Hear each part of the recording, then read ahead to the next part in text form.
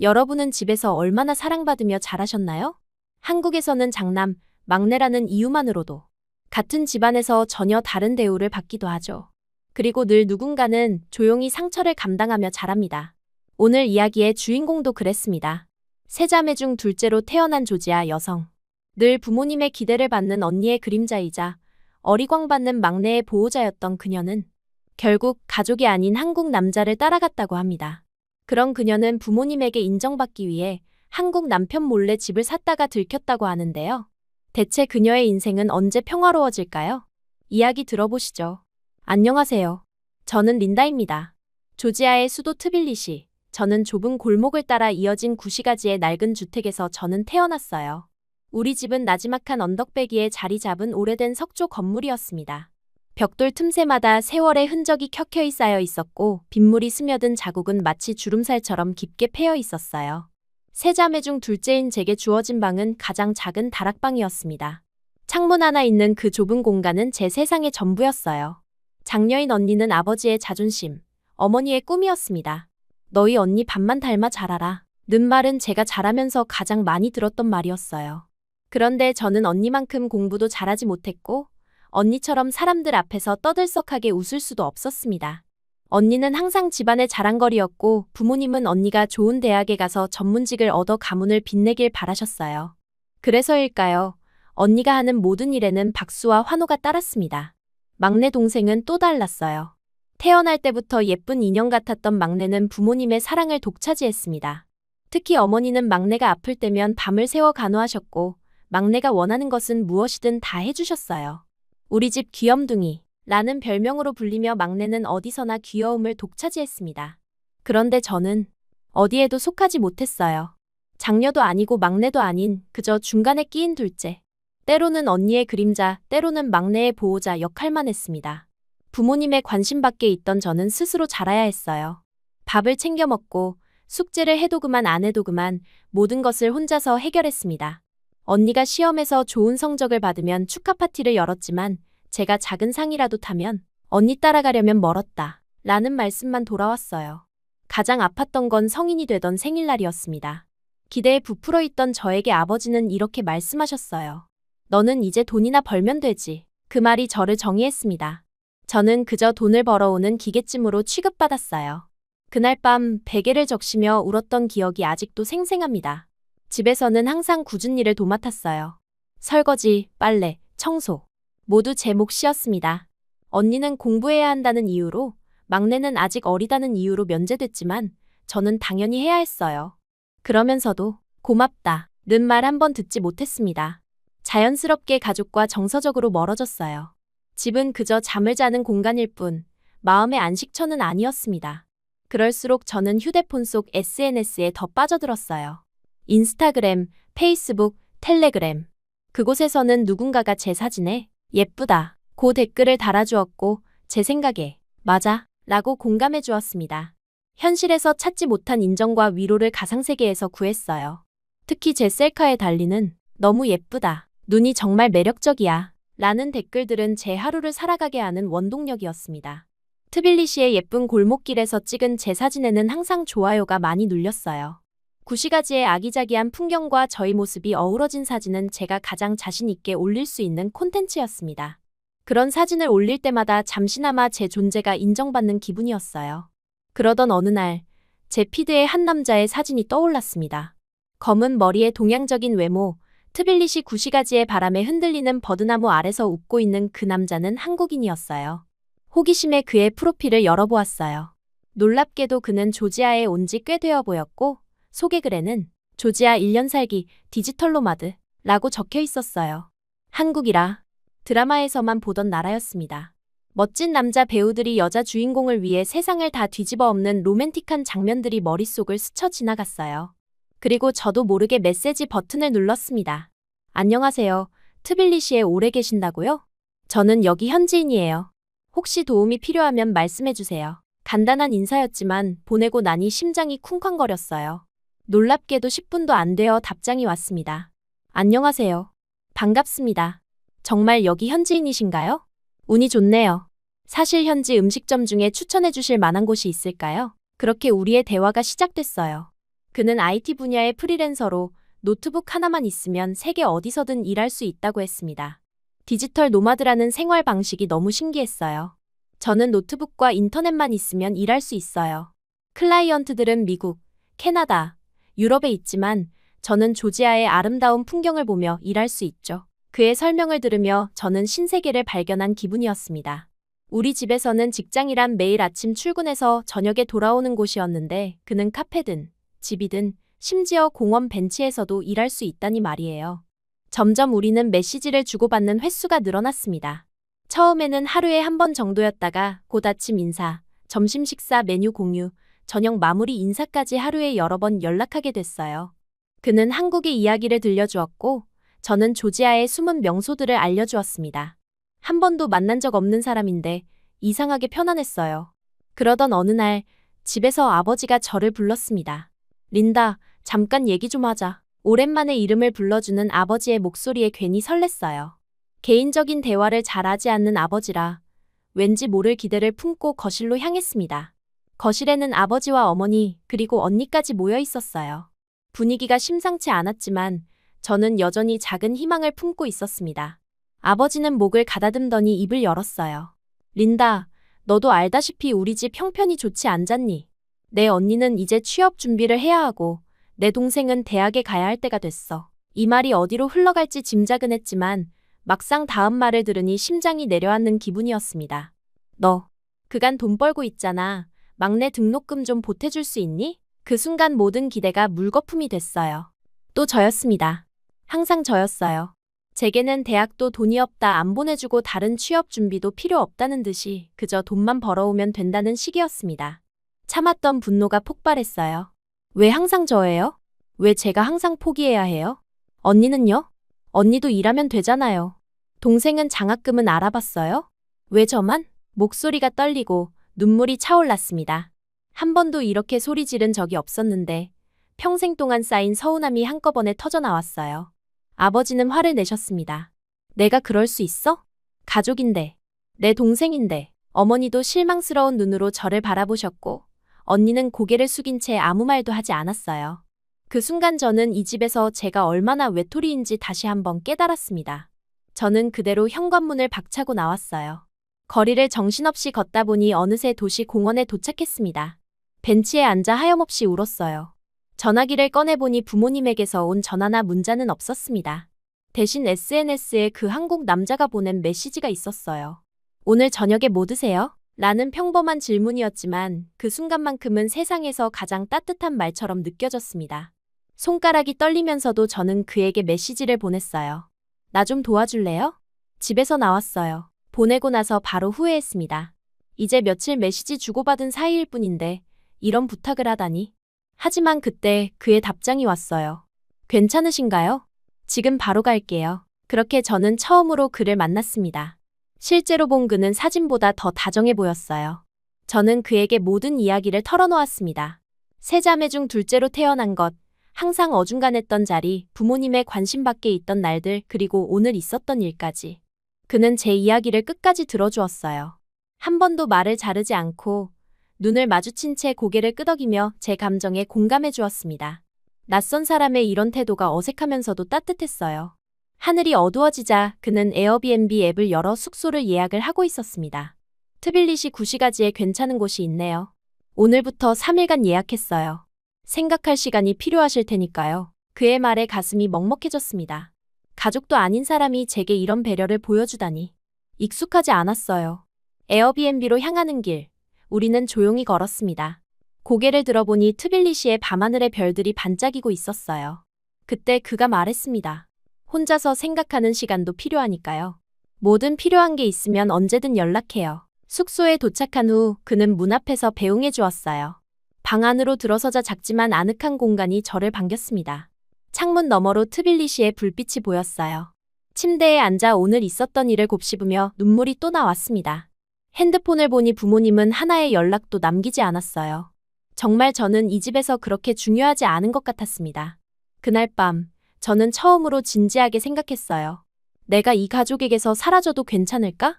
나 없이도 다들 잘 살 수 있지 않을까? 이런 생각을 하며 잠이 들었습니다.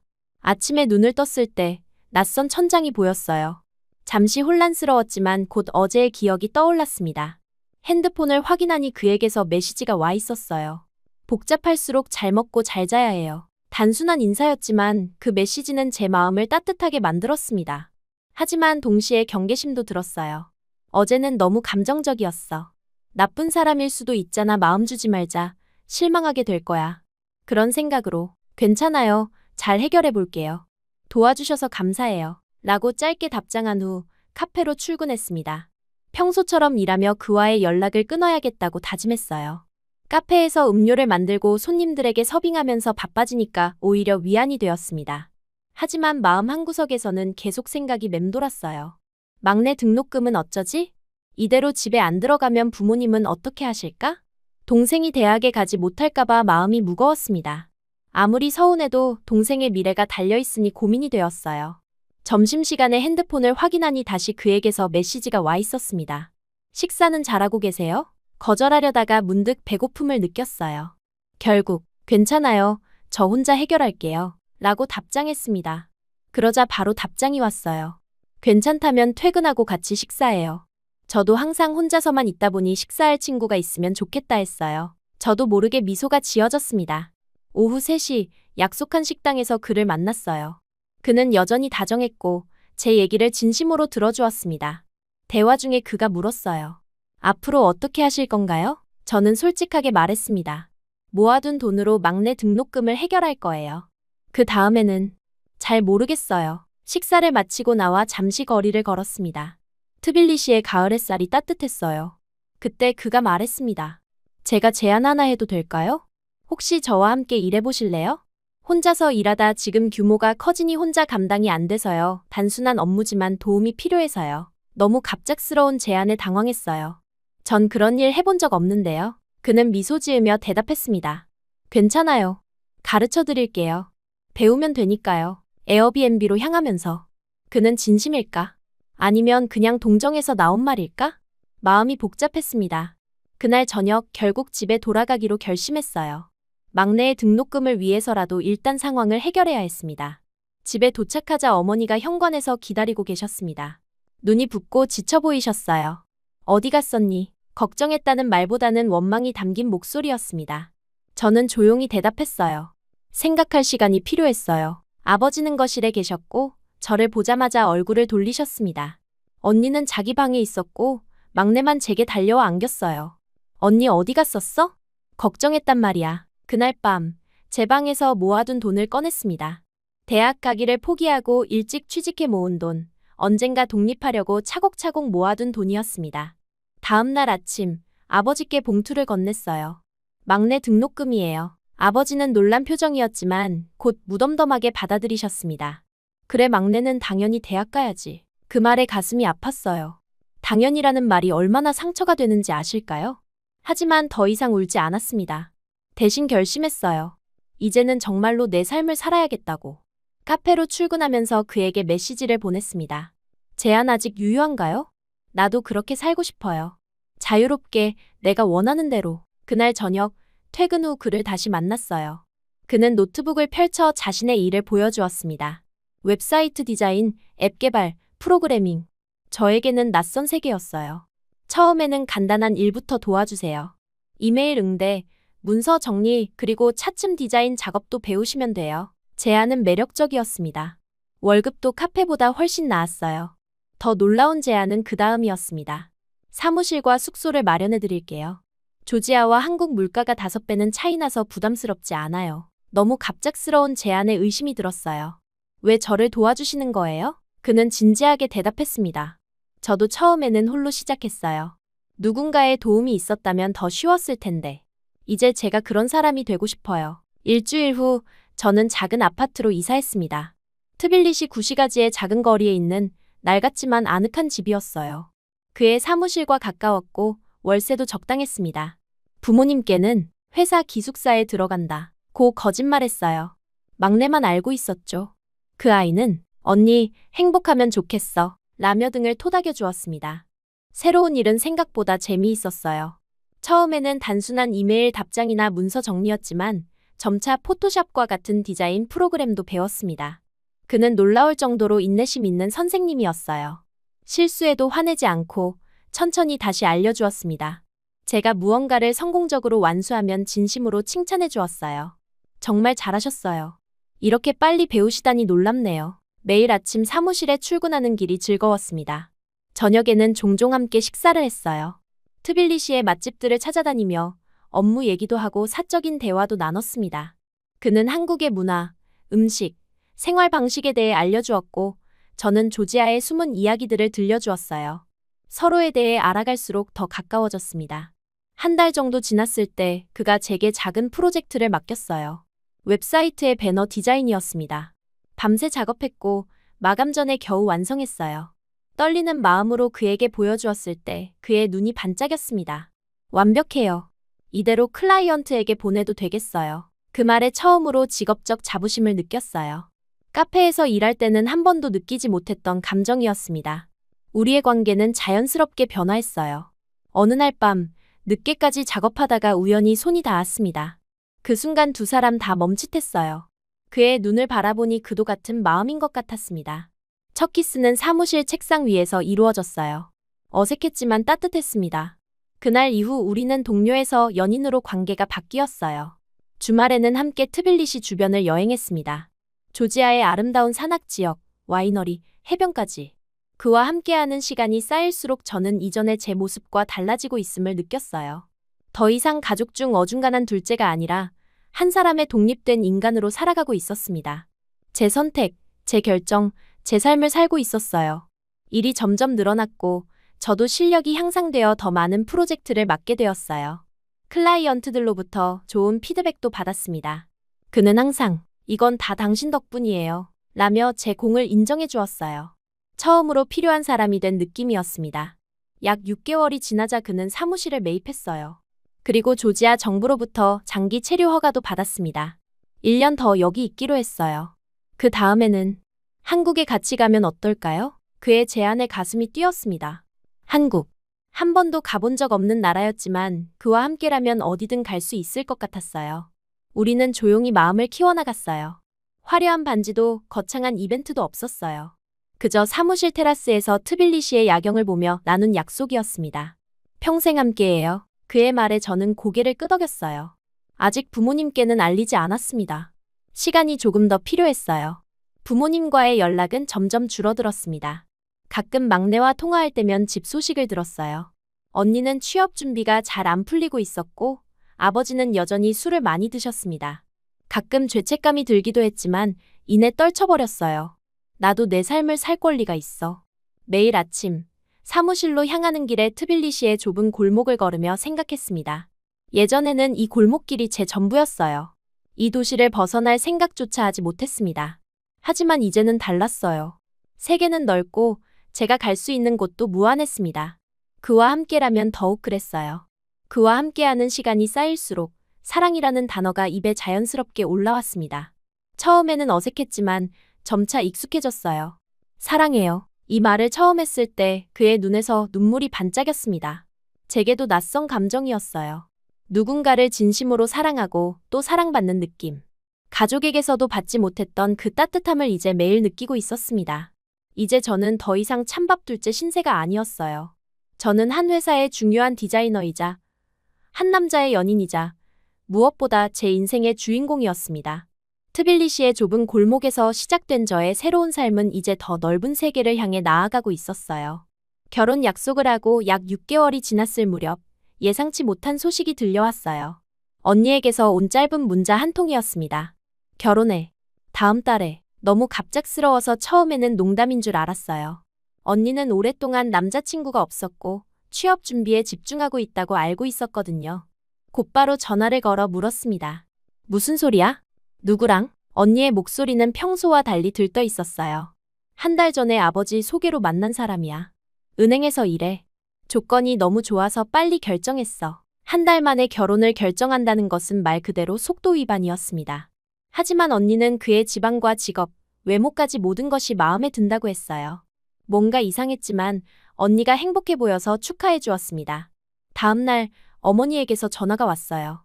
오랜만에 듣는 어머니의 목소리는 설레는 기쁨으로 가득 차 있었습니다. 내 언니 결혼한대. 드디어 우리 집안에도 좋은 일이 생겼구나. 그 말에 왠지 쓸쓸함이 밀려왔어요. 제가 지난 6개월간 성장하고 발전한 것은 좋은 일이 아니었던 걸까요? 그 생각을 접고 저도 진심으로 기뻐했습니다. 통화 막바지에 어머니가 조심스럽게 물었어요. 린다, 혹시 돈 좀 있니? 언니는 이제 취업해서 모아둔 돈이 없어서 결혼식 비용이 만만치 않구나. 그 순간 가슴속에서 분노가 치밀어 올랐습니다. 또 저였어요. 항상 저에게만 손을 내미는 부모님이 원망스러웠습니다. 하지만 목소리를 가다듬고 대답했어요. 알아볼게요. 그날 저녁 남자친구에게 이 상황을 이야기했습니다. 그는 제 얘기를 진지하게 들으며 고개를 끄덕였어요. 그리고 예상치 못한 제안을 했습니다. 저도 결혼식에 초대해주세요. 당신의 가족을 만나고 싶어요. 너무 놀라 대답을 못했어요.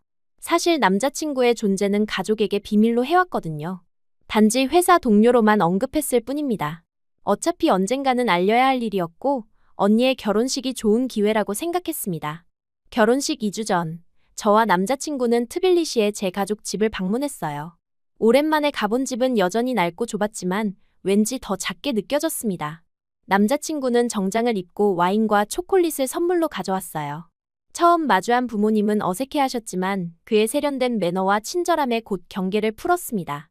저녁 식사 자리에서 남자친구는 자신을 소개했어요. IT 프리랜서로 일하며 세계 각국을 돌아다닌다는 이야기, 한국의 문화와 생활 방식에 대한 이야기를 들려주었습니다. 부모님은 호기심 어린 눈으로 그의 이야기를 들었어요. 특히 아버지는 한국의 경제 발전에 관심을 보이셨습니다. 그런데 갑자기 남자친구가 입을 열었어요. 저는 린다와 사랑하는 사이고 결혼해서 한국으로 같이 가려고 합니다. 테이블에 정적이 흘렀어요. 부모님과 언니의 놀란 표정이 아직도 눈에 선합니다. 저는 얼굴이 붉어져 고개를 숙였어요. 침묵을 깬 것은 아버지였습니다. 결혼? 그게 갑자기 무슨 소리야? 어머니도 당황한 기색이었어요. 하지만 남자친구는 침착하게 자신의 진심을 전했습니다. 우리가 만난 과정, 함께 일하며 서로를 알아간 시간, 그리고 미래에 대한 계획까지. 그의 진지한 태도에 부모님도 점차 수긍하는 듯했어요. 마침내 아버지가 입을 열었습니다. 첫째 결혼만 도와준다면야 그렇게 해. 그 말이 가슴을 찔렀어요. 여전히 저를 도구로만 생각하는 것 같았습니다. 마치 제 행복보다 언니의 결혼식 비용이 더 중요하다는 듯이 말이에요. 그 순간 결심했습니다. 언니의 결혼식 날, 우리도 조용히 한국으로 떠나기로요. 언니의 결혼식은 화려했어요. 트빌리시 시내의 고급 레스토랑에서 열렸고 많은 하객들이 모였습니다. 제가 보태준 돈으로 준비된 웨딩드레스는 언니를 더욱 빛나게 만들었어요. 행복한 표정의 언니를 보며 괜히 뿌듯함도 느꼈습니다. 결혼식이 끝나고 우리는 조용히 인사를 나눴어요. 아버지는 무표정했고 어머니는 불안한 기색이 역력했어요. 막내 동생만이 진심으로 축하해 주었습니다. 언니, 행복하게 살아야 해. 우리의 결혼식은 한국으로 건너가 그의 고향인 부산에서 아주 소박하게 치렀습니다. 그의 부모님과 가까운 친구 몇 명만 참석한 작은 식이었어요. 화려한 장식도 많은 하객도 없었지만 오히려 더 따뜻하고 진실된 느낌이었습니다. 가장 놀라웠던 건 시부모님의 태도였어요. 처음 만난 외국인 며느리를 그분들은 진심으로 환영해 주셨습니다. 우린 아들 하나여서 이렇게 이쁜 딸이 있기를 언제나 바랬어요. 그 말에 저는 눈물을 참을 수 없었어요. 평생 듣고 싶었던 말이었거든요. 우리 딸이라는 그 단순한 표현이 제게는 세상에서 가장 따뜻한 말이었습니다. 결혼 후 우리는 서울의 작은 아파트를 얻었어요. 남편의 사업은 점점 성장했고 저도 그의 회사에서 디자이너로 계속 일했습니다. 처음에는 언어 장벽이 있었지만 열심히 한국어를 배웠어요. 시부모님은 주말마다 저희 집에 오셔서 한국 음식 만드는 법, 문화적 차이들을 친절하게 알려주셨습니다. 남편은 매달 100만 원씩 제게 용돈을 주었어요. 그간 하고 싶은 거 못하고 살았잖아요. 이제 하고 싶은 걸 해봐요. 처음에는 어색했지만 그 돈으로 저는 디자인 학원에 등록했습니다. 전문적인 교육을 받으며 실력이 향상되었고 회사에서도 더 중요한 프로젝트를 맡게 되었어요. 처음으로 배움이 즐겁다고 느꼈습니다. 아무도 강요하지 않고 스스로 원해서 하는 공부였거든요. 그렇게 저의 평화로운 삶이 이어졌어요. 저는 조지아의 어느 골목에서 외로움에 기대어 살던 제가 아니었습니다. 이제는 한 가정의 아내이자 전문 디자이너로 인정받는 사람이 되었어요. 가끔 고향 생각이 나기도 했지만 그것보다 현재의 행복감이 더 컸습니다. 그러나 3년 정도 지났을 때 갑작스럽게 어머니에게서 전화가 왔어요. 3년 동안 가끔 안부 전화는 있었지만 이번에는 목소리가 떨렸습니다. 린다. 큰일 났어. 심장이 쿵 내려앉았어요. 무슨 일인지 직감적으로 느껴졌습니다. 어머니의 떨리는 목소리로 들은 소식은 충격적이었어요. 첫째 형부의 사업이 완전히 망했고 부모님 집까지 담보로 잡혀 모두 풍비박산이 났다는 거였습니다. 남편은 출장 중이었어요. 이 상황을 그에게 알릴지 고민했지만 결국 말하지 않기로 했습니다. 그가 너무 걱정할 것 같았고 이건 제가 해결해야 할 문제라고 생각했어요. 그동안 남편이 준 용돈을 거의 다 모아두었습니다. 처음에는 막연히 나중에 필요할지도 몰라라는 생각이었는데 이렇게 빨리 써야 할 줄은 몰랐어요. 비행기표를 예약하고 급히 조지아로 향했습니다. 남편에게는 막내가 아파서 간다고만 했어요. 부모님과 언니 가족은 이모네 집에 임시로 머물고 있었어요. 집에 도착하니 상황은 생각보다 훨씬 심각했습니다. 아버지는 술에 취해 있었고 어머니는 지쳐 보였어요. 언니는 두 눈이 푹 꺼져 있었고 형부는 자책감에 시달리는 듯했습니다. 다음 날 저는 모아둔 돈으로 작은 아파트를 구매했어요. 서울에서 모아온 돈으로는 트빌리시에서 꽤 괜찮은 집을 살 수 있었습니다. 계약서에 도장을 찍으며 이상한 감정이 밀려왔어요. 가족을 위해 집을 사주는 딸. 한 번도 상상해 본 적 없는 모습이었습니다. 집 열쇠를 받아들고 부모님께 가져갔어요. 이제 여기서 사세요. 언니네 가족도 함께요. 처음에 부모님은 믿지 못하는 눈치였습니다. 정말 제가 집을 샀다는 게 믿기지 않으셨나 봐요. 어머니는 떨리는 손으로 열쇠를 받아들고 눈물을 흘리셨습니다. 어떻게 이런 큰 돈을 설명하려던 그 순간 남편 전화가 왔어요. 제가 급히 조지아로 떠난 뒤 따라온 것이었습니다. 그는 아무 말 없이 다시 저를 찾아와 옆에 섰어요. 상황을 다 알게 되었지만 비난하지 않았습니다. 오히려 다음 날 그는 함께 가구점에 가서 필요한 가구들을 골라주었어요. 새 집에 꼭 필요한 냉장고, 세탁기, 침대, 모든 것을 아낌없이 채워주었습니다. 다음 날 어머니와 언니 가족이 새 집으로 이사했어요. 깨끗한 새 집에 들어서는 그들의 표정은 잊을 수 없었습니다. 특히 어머니는 눈물을 글썽이며 계속해서 제 손을 잡았어요. 고맙다. 정말 고맙다. 평생 처음 들어보는 어머니의 감사 인사였습니다. 언니도 죄스러운 듯 고개를 숙인 채 미안해, 린다 라고 반복했어요.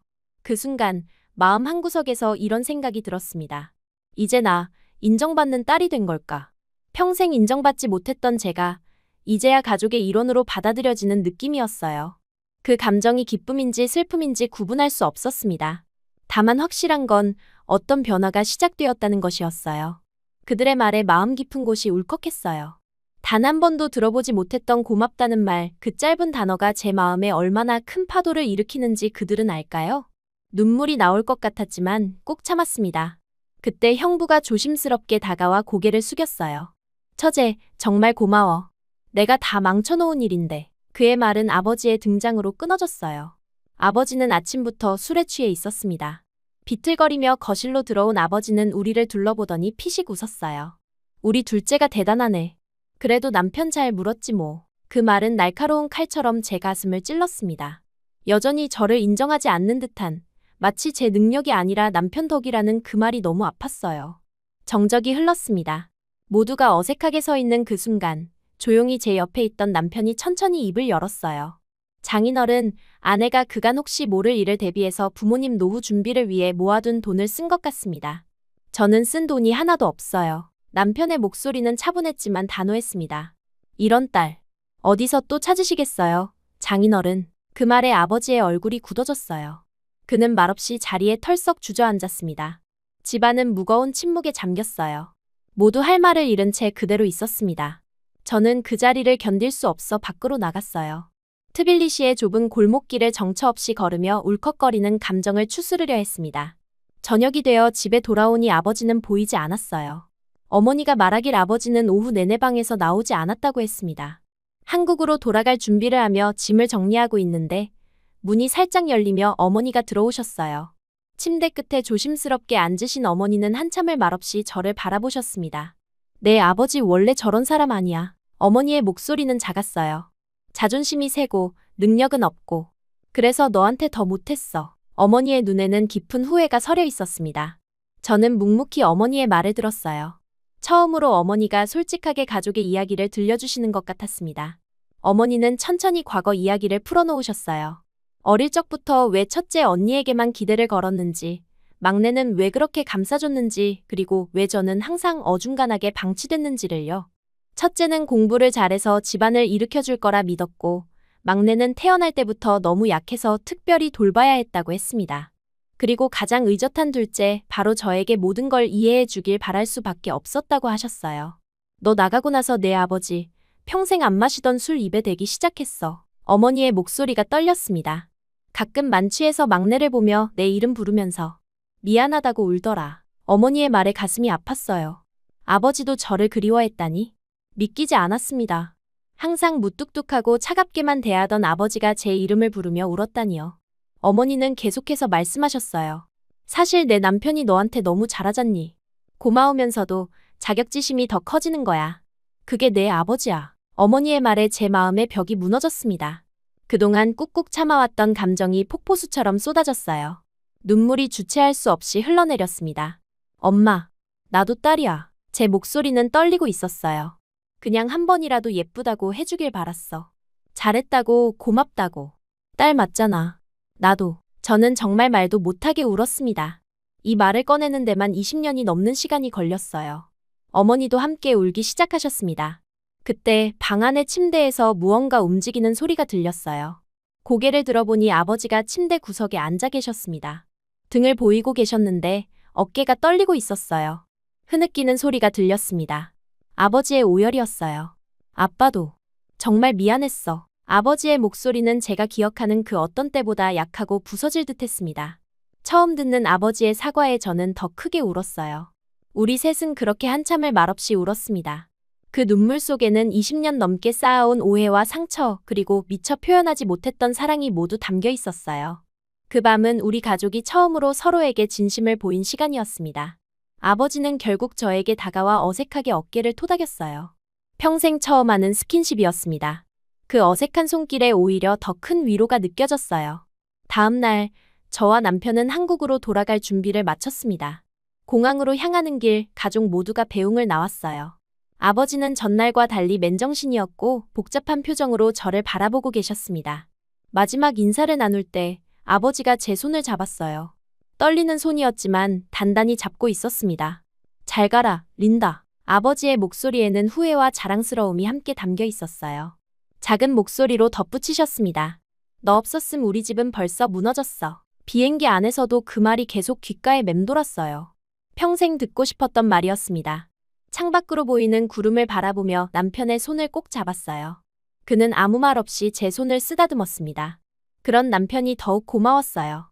한국에 돌아온 후 마음 한구석에는 여전히 미안함이 자리 잡고 있었습니다.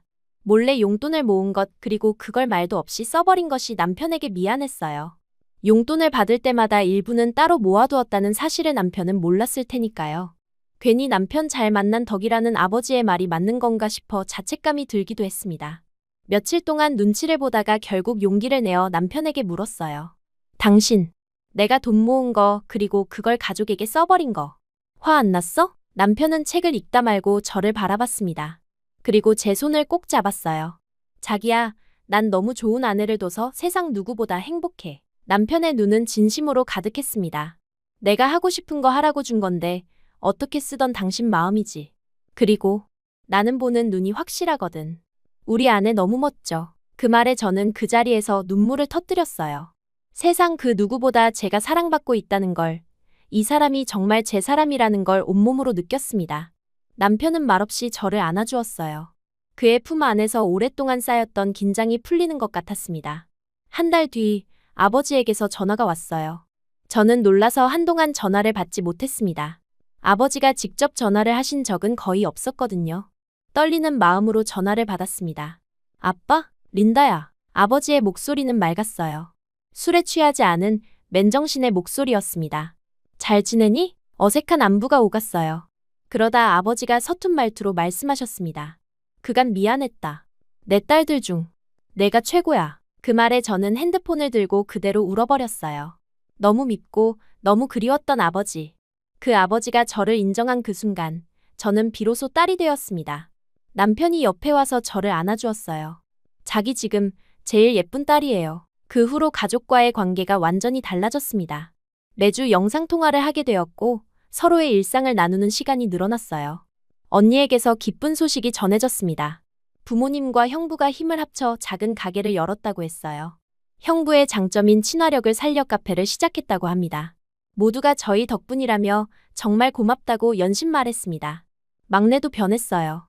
둘째 언니처럼 될 거야 라며 불같이 취업 준비에 들어갔다고 합니다. 항상 응석바디였던 막내가 스스로 일어서려고 노력하는 모습에 뿌듯함을 느꼈어요.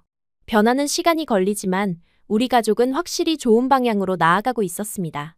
돌아보니 제 인생은 참 많이 바뀌었어요. 트빌리시의 좁은 골목길, 항상 어중간했던 위치, 인정받지 못했던 시간들. 그 모든 것이 지금의 저를 만들었습니다. 이제 저는 그 집에서 가장 만만했던 딸이 아니라 누구보다 소중한 따뜻한 존재 그 자체로 값진 딸로 살아가고 있어요. 남편은 종종 제게 말합니다. 당신은 어디서든 빛나는 사람이야. 그 말을 들을 때마다 저는 웃어요. 빛나는 건 제가 아니라 저를 비춰주는 그의 사랑 덕분이라고 생각합니다. 하지만 이제는 알아요. 제 안에도 충분한 빛이 있다는 것을요. 단지 그것을 발견하는데 조금 시간이 걸렸을 뿐입니다.